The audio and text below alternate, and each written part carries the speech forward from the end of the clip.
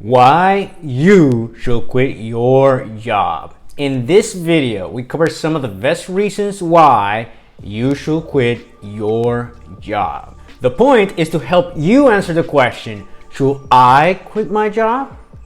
Before, you actually quit your job.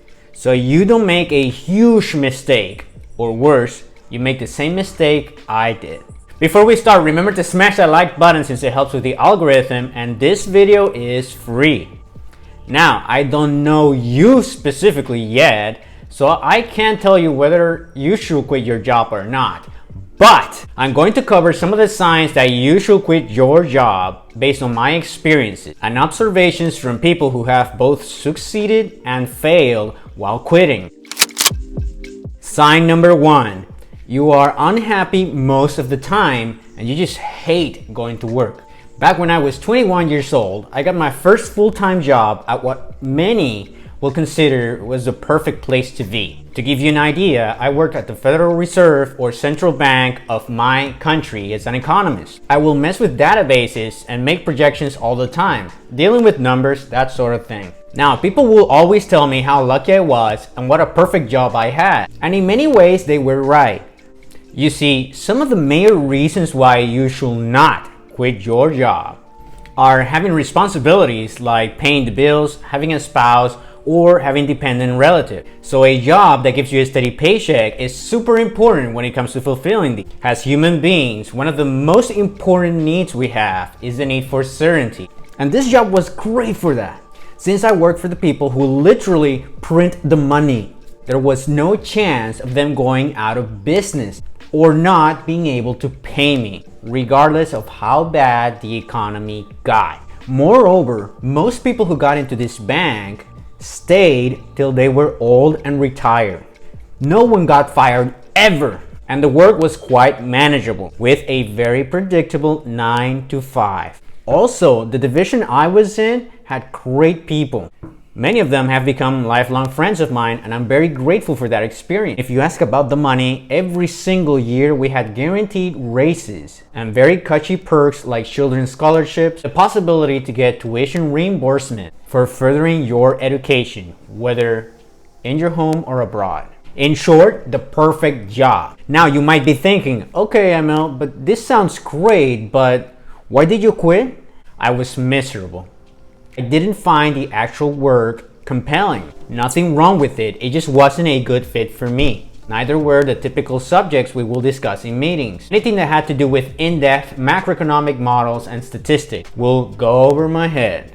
Not because of lack of understanding, but because of lack of interest. Now, I learned many years later that one of the most important aspects of job satisfaction is a match of interests. In other words, you're doing an activity you enjoy. I wasn't.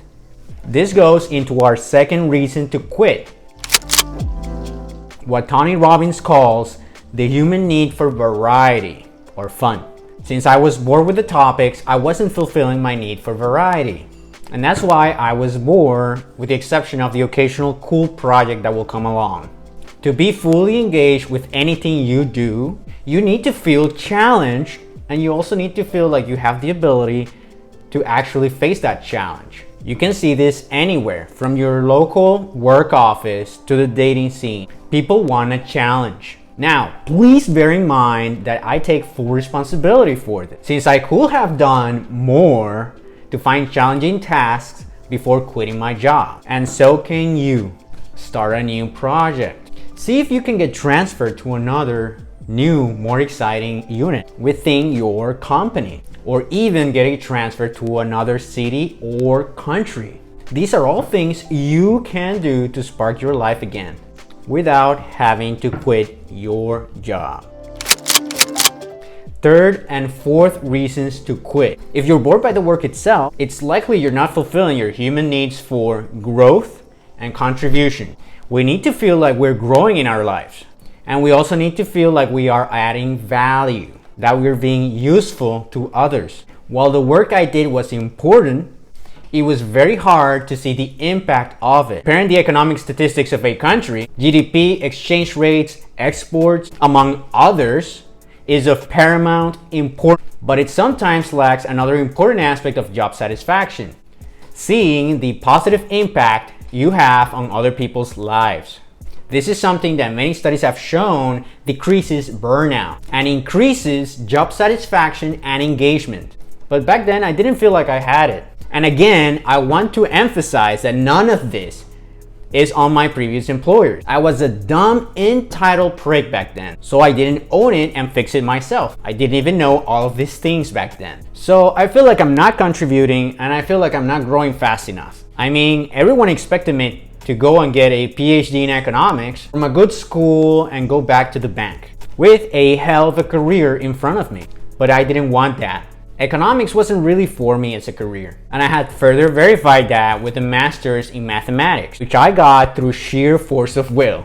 I didn't like the theoretical approach that many of these occupations have. Even the application of these bored me, and a PhD in economics, while prestigious, will be more of the same, just 20 times more difficult. So long story short, I wanted to quit 2 years in. For anyone who doesn't know when to quit your job, 1 year is generally looked on as the minimum okay time, so it doesn't look like you are job hopping to other employers, while 2 years is much more accepted. I didn't do it then because I didn't have a much better alternative at the time, at least not something worth making the switch. So if you've been wondering, should you quit your job without another one? The answer is no, most of the time. On the other hand, should you quit your job to go back to school? That's what I did, but only do this if it makes sense for your particular situation. In my case, I chose to go to business school, and I succeeded in attending one of, if not the top business school in the USA and the world. But it took me another 2.5 years of preparation at my economist job to be able to make the transition successfully. As an aside, if you've been wondering how to quit your job professionally, what you have to do first is make sure you're being responsible with your family. Whether you're moving to another employer, going back to school, or starting a business, you want to write a compelling resignation letter, telling all that's good with your employer and why you moving on is a win for everyone. Comment below if you would like me to share a template resignation letter. Need to be shy, you can always comment with an anonymous account. Not that I endorse creating funny fake accounts on YouTube. Well, I ended up quitting my job when I was 25. I had almost 5 years of work experience. It was great experience, but I look back and I think of all the time I lost simply by not being in the right career to begin with, and we don't get time back. This is why you see powerful motivational video on why you should quit your job and start a business from many people, even Joe Rogan and Jordan Peterson. I don't recommend you quit your job without a backup option, and neither do they.